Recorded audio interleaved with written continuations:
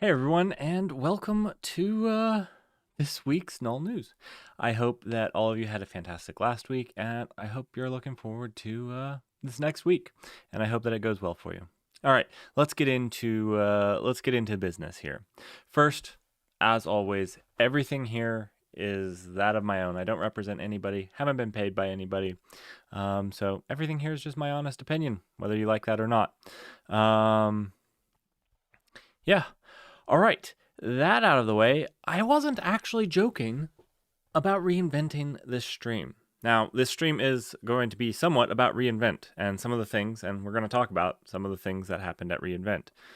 That being said, I'm actually very interested. One second, let me make sure that. Good. Okay. I'm actually very interested. I have a couple of you who are very loyal followers of this news section, and that's kept me going on it. But I also realize that it's not hitting with a lot of people, so I want to streamline it. I want to try to keep it under 30 minutes. I want to, instead of shotgunning it, I want to more talk about individual things and talk about them in maybe a little bit more depth. That's not going to happen this stream because we had reInvent, so there's just a copious amount of things to talk about.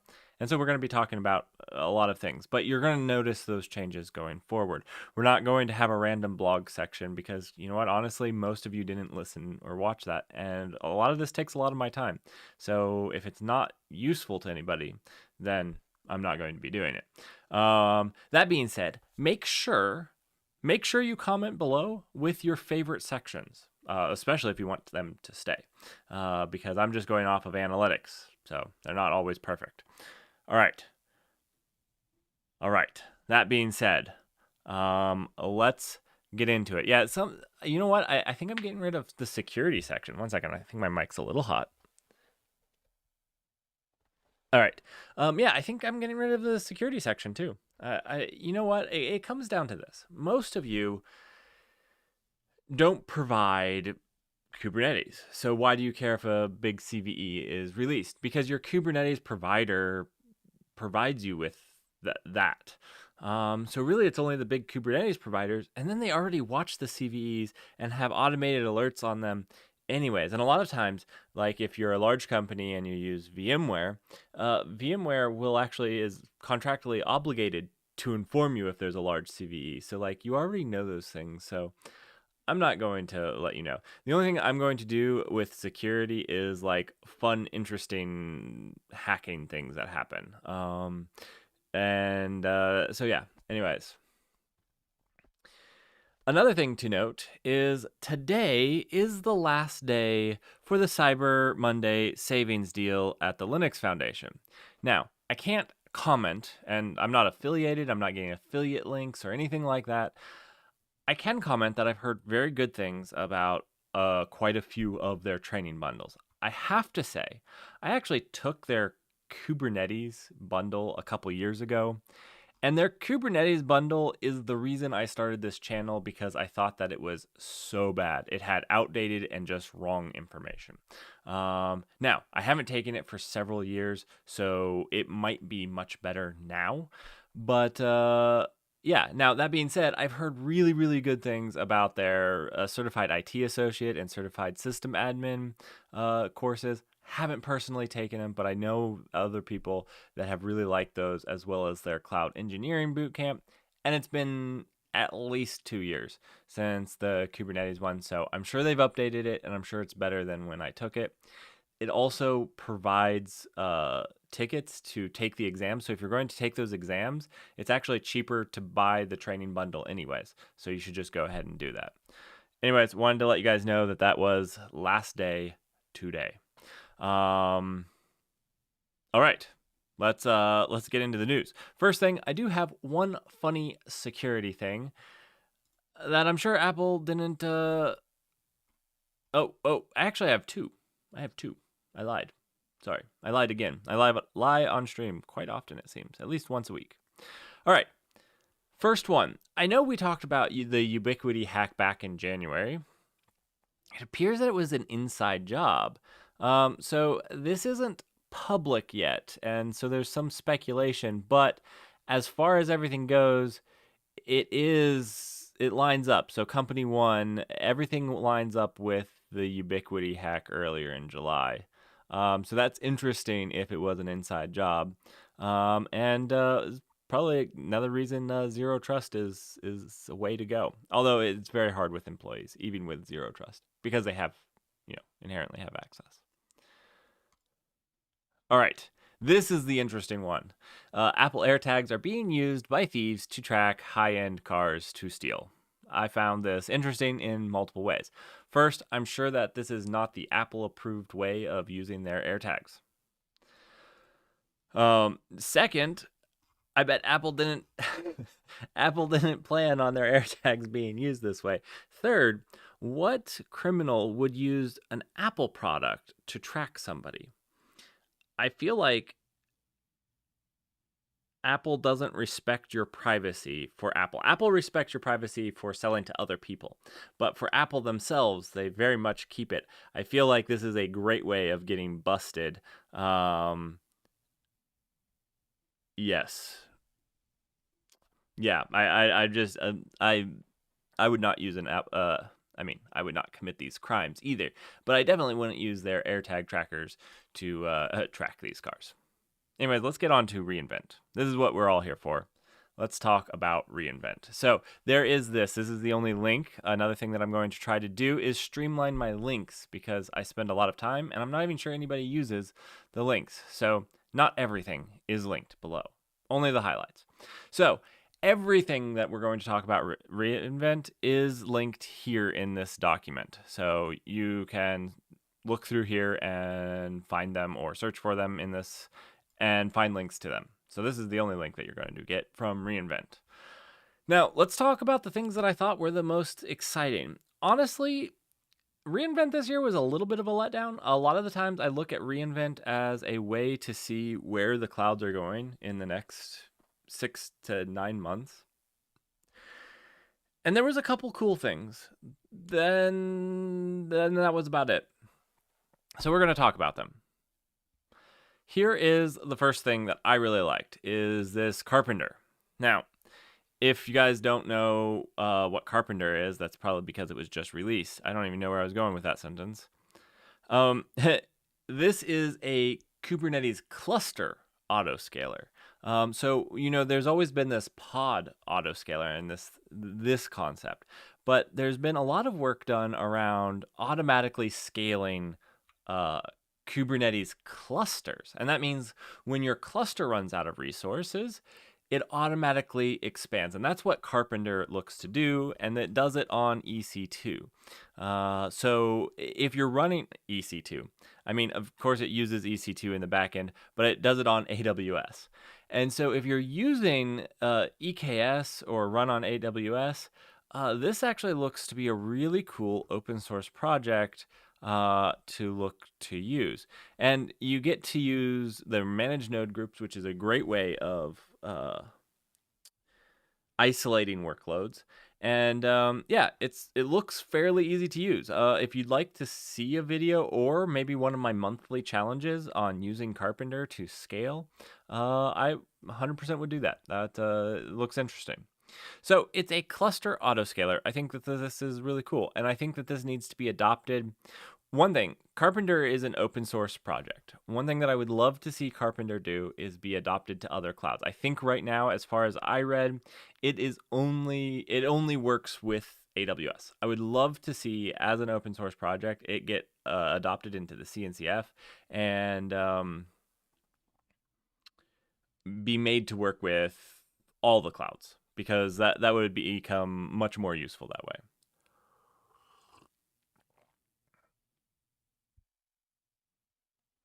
All right. So yeah, I'm pretty excited about Carpenter. Yeah.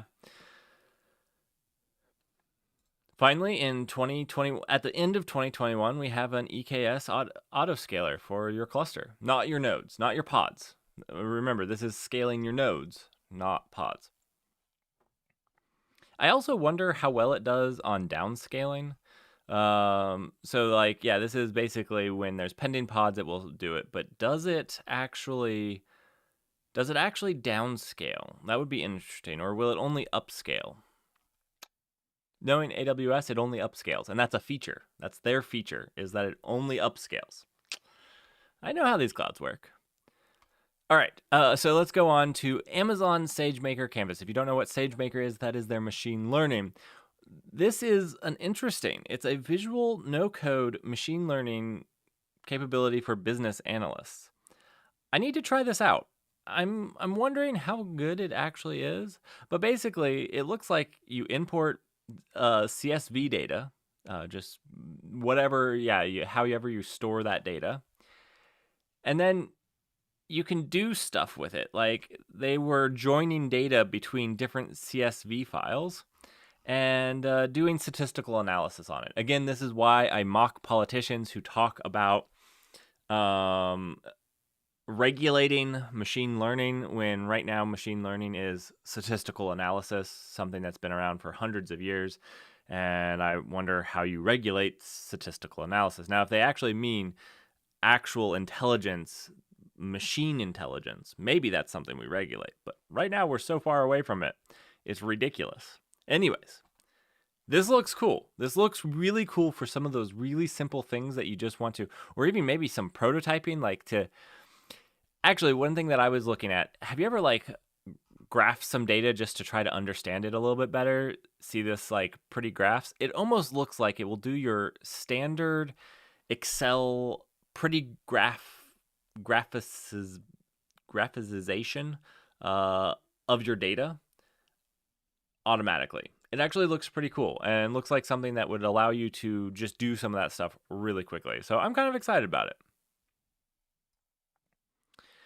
All right, why did I bring up AWS Nitro SSDs? This is for your IO intensive applications. I think as you start to run databases more and more in the cloud, I think something like the Nitro SSDs are super important. And so I think it's really important if you're doing heavy data intensive, which who isn't doing heavy data intensive workloads right now? AWS Nitro is very important to keep your eye on, whether you use it or not. This is where you want to be looking. So, yep, improvements in this are huge. All right, so this is the next area that I think is a really big deal, is the Graviton 2 and Graviton 3. One second, I don't know why I started with Graviton 2. All right. Yeah, let's start with Graviton 3. I think Graviton processors are a huge deal. These are power efficient ARM processors that are it's not just about cost, but it's about power consumption. And part of the reason the cost is power consumption. One second, I think my mic is still just a little too hot. And so I think that these get downplayed in things like Reinvent because they're not big and flashy, but they should be talked about more. I think things like the Graviton 3 processors are really that big of a deal and should be watched. Some of the things that the Graviton 3 processor has over the Graviton 2, while it's 25% more compute performant, it supports bfloat 16 with 3 times better performance for machine learning on the processor. So that's pretty awesome. So, and another thing that it comes with, now I want to be clear here. I want to be clear because I think this could be confusing for people, is it talks about how it comes equipped. The Graviton 3 is coming with DDR5 memory, and talking about it, how it's 50% higher bandwidth than DDR4. Now, I think this could be considered confusing because current generation DDR4 can actually be faster than anything that DDR5 has out there.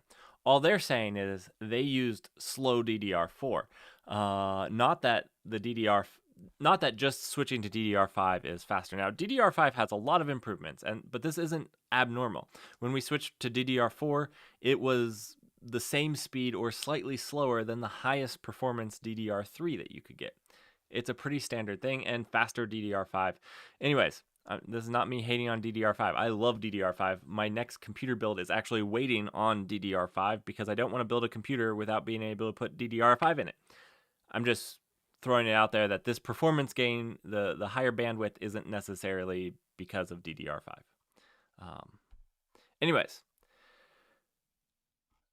their Graviton processors are super big. You should definitely be looking at trying to use them. They're going to save you money and power. Let's move on. There's improvements to the Graviton 2, so there's some new instances. So the G5G instances with the NVIDIA T4G Tensor Core GPUs. So if you're looking at more of a GPU-intensive workload, these are coming to the market and definitely worth looking into. They're usually cheaper. Again, power efficient, and I'm super excited that they're really pushing these power and cost efficient servers. I really wish that I could actually run these servers. I wish the Mac Mini ran Linux. Let me say that. And you know what? I was called ridiculous for that statement, and that my validity as a YouTuber was questioned because I wanted to run Linux in my data center on a M1. Like, I wanted to build my data center out of M1 Mac Minis if I could just run Linux on them natively. And I was called ridiculous that I would even compare them with that type of hardware. So, my bad. But I still want to do that because, yeah, anyways, let's move on. Then we have some new storage optimized instances. Again, databases and those types of things. You're always going to want to look out for these. These are, again, the Graviton 2 processors on some storage. And so what these storage bring is this local NVMe storage. So these are AWS Nitro SSDs, and this brings you reliable, fast access. EBS is great. EBS, if you're really into like data streaming and high speed data, is not acceptable at all. And so, yeah, this is really cool that they're bringing these to the Graviton instances. There's a AWS RoboRunner for building robot fleet management applications. It seems interesting. I'm not into robotic fleets, so management of robotic fleets, that's not what I do. So cool.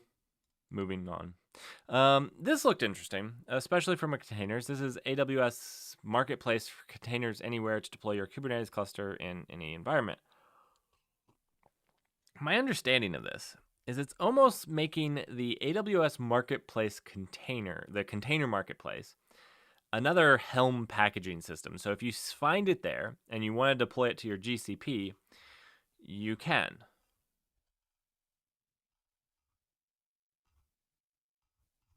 Let me find the thing. Here, continue to launch. Existing cluster. Cluster. I don't know why that word was so hard. Existing cluster.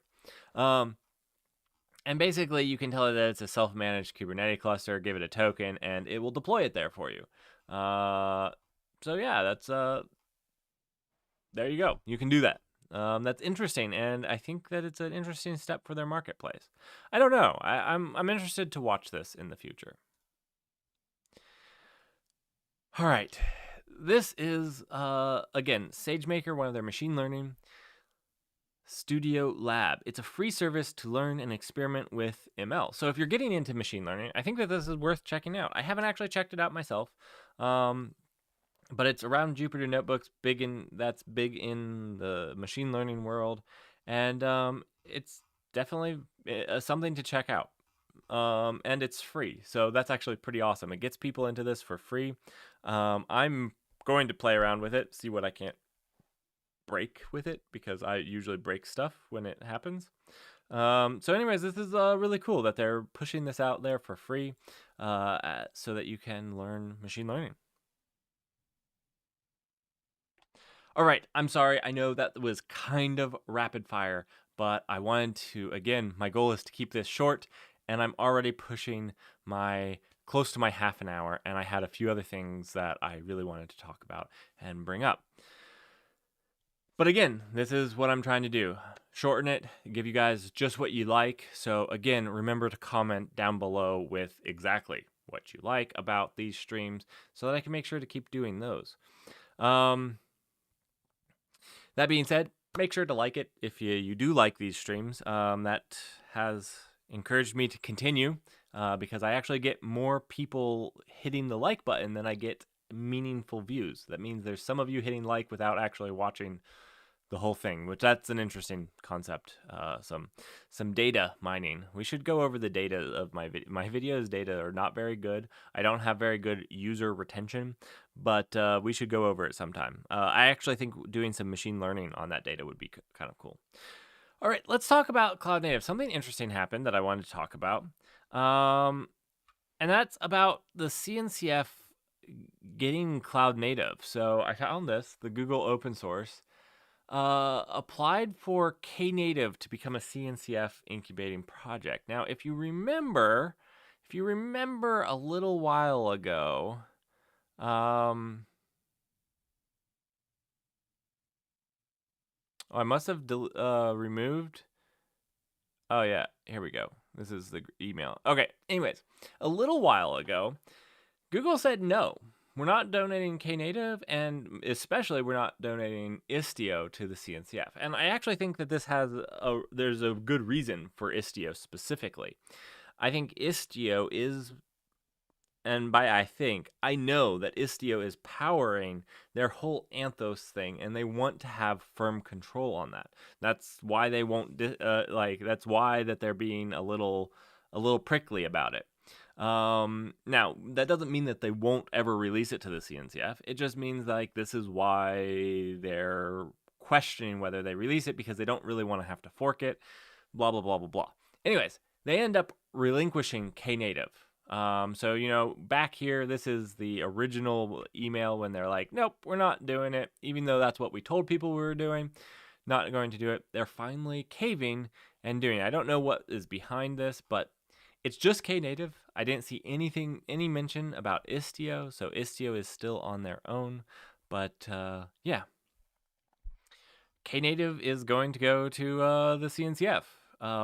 It takes a couple of months for the CNCF to do all of the background check and make sure that everything's right.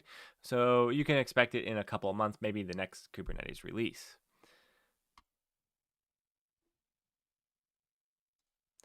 This was interesting. This was very interesting. Index Now is basically an indexing API that Bing made. The interesting part is not that Bing made something that's interesting. That's actually maybe an interesting part, is that Bing made something interesting. But the interesting part is that while Bing and Yandex been the only people to support it, Cloudflare now supports Index Now. So you can actually include Index Now and just flip it on with a switch on Cloudflare if you're using Cloudflare. And it seems like Google's actually contemplate using it. So yeah, interesting, very cool. And Index Now should help. I actually didn't know a whole lot about Index Now, but it should actually help people with SEO and making it easier to actually use. So anyways, this is interesting at best. Yeah. All right. So I now normally do a blog article of the week. Now, Lyft released the second one, and I was planning on, their first one was so good, I was planning on making this one the article of the week, and I'm going to, because I don't have a better one. Well, I don't have a non-biased better one. And you'll see what I mean by that. But I don't have a non-biased better one for you. So we're going to go over it. But I'll talk about some of the reasons why I'm a little disappointed with it. So their first one, the history of development and test environments, was super thorough, was a long read with a lot of good information. This one is about maybe a 10-minute read at tops. It's not very long. And it kind of reiterates some of the same stuff. And I don't know that this was very convincing. Their whole proxy app thing wasn't super convincing to me that you could do or learn from, not as a super large company. And if you have the super large company, then yes, you have these same problems. Anyways, it wasn't as convincing, but I'd love to hear your guys' thoughts. So go ahead and read it. I will link this in the description. Go ahead and read it and let me know what your thoughts are. It's still a good article. I'm not sitting here hating on the person or anything. Thank you for writing all this up. It's a ton of work to write something this long, this well thought up out. So thank you for doing that. I just wasn't as excited as I was with the first one, but I will be following along for part 3 and part 4, and I will be letting you guys know when those are out, so you can make sure. Now, I have one that I think is better, but I have to warn you. No one asked me to bring this up, but this is from the company that I work for currently. They didn't ask me to represent them, nothing. It's just my own. I thought this was a really interesting article. Now, I've never brought anything up that I currently work for. So when I worked for SUSE, I never brought SUSE up. And I want to be very careful with how I ever bring up something that I work on, because I just don't want to have this biased, I'm pushing this thing down. But I also want to like share with you what I work on. So anyways, I'm just going to make it very clear whenever I bring up something that I took part in. And that's what I'm doing right now. This blog is a really interesting blog on serverless event stream processing with Aerospike. So this is usually called ESP. So yeah, you can see it, ESP for short. Event stream processing is super powerful and is pretty cool to dive into. And this blog article it's really well done.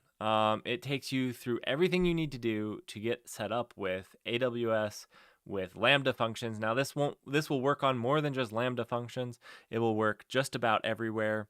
And so if you're looking to try to get into and wrap your head around an event stream processing, this is a really great article. So anyways, if you're into that and you want to learn about that, this is a great article. That's all I have to say. Let's move on to Fleet. Now this is quite sad. I was not allowed into the closed preview, so I can't bring you any inside news on this. I can't make a YouTube video on it, how well I like it. Well, I might do that in the future. Fleet is the next generation IDE by JetBrains. Now, Fleet looks to be closing the gap with Visual Studio Code. Everything that I saw here looks like Visual Studio Code, and they don't like how Visual Studio Code has eaten into their money making. So that's what Fleet looks like. Now, Fleet is an interesting name, especially because Rancher Fleet is the thing I'm familiar with, which is a Kubernetes product for GitOps. Fleet is, yeah, it's interesting. I'm going to try to get into the closed preview still. I'm still emailing them. Still haven't been able to get into it, but if I get into it, I'll give you guys a sneak peek if I'm allowed to, depending on their closed preview things. Anyways, yep, Visual Studio Code. We'll see how it does whenever I can sign up for the public preview. I'll let you guys know if it's worth it. On the other things that I really liked, Sci-Fi came out with a new RISC-V board. So these are the low power processors, and Sci-Fi is really driving the performance. So I can't wait for a data center to have a RISC-V processor supported in the cloud. But until then, yes, Sci-Fi is pushing this forward. Now, it's an expensive board, so I doubt I actually get one, but I would love to get one and try it out. All right, and that's it for really any real news. I have one little bit of I've debated about whether to get into this. I've debated about getting into this, but I think it's very dangerous to call any, and I'm not going to get into this with names, but there was a person replying to Kelsey Hightower, so you can look this up if you like, that said, proof of work is immoral, do not work on or nearby any tool, product, or organization that uses it. This person happens to work for Google. Google happens to have proof of work stuff, so I would caution them on saying that you shouldn't work for anything because, anyways, you can easily find that your company has stuff with it. But I would caution, the bigger caution is labeling any one thing immoral. I have strong problems with proof of work. I've spoken out about Bitcoin in general and how I think Bitcoin just wastes electricity. That's the only thing it actually does. It wastes electricity and GPUs. It wastes electricity and hardwares. Bitcoin is horrible, and I can agree with that. But saying all proof of work and the concept and everything just because there hasn't been a good implementation is calling a pencil bad because somebody did something bad with a pencil. You have to remove the tool from what people are doing with the tool. Proof of work is just a tool. It's hard for a tool to be immoral. There's many immoral uses of any tool. Any tool, even YouTube as a platform, has many immoral uses. But that doesn't mean the tool itself is bad. I try to leverage YouTube for good. So anyways, I would just strongly caution people about broad strokes of tools being immoral. Anyways, so I'm not going to get into the weeds and post their name on here, but I would caution that, especially when your company has patents on proof of work. I'm just going to throw that out there. They don't do a whole lot. Google doesn't do a whole lot on proof of work. And again, I myself have strong complaints against the current implementations of proof of work. Anyways, that's it. Did you guys like the shortened stream? I know that it still ran a little bit over, but yeah, I'm trying to streamline it. I'm trying to just bring what you guys like, and what you guys don't like, I'm going to try to leave on the wayside so that I have more time bringing what you like. It's going to be hopefully around 30 minutes. We can have some chit chat at the end that's past 30 minutes. Anyways, if you just prefer the old way, just tell me that you prefer the old way. Just start watching more of my video so that I feel like it's actually worth my effort. Anyways, thank you so much for your guys' time. I hope that you guys have a fantastic week. I hope that this helps kickstart your week with some cloud and open source news. I hope that my insights are at least a little bit useful, or at least entertaining, if nothing else, if they're not useful. And I hope that you guys have a fantastic week. Other than that, I will see you guys next week.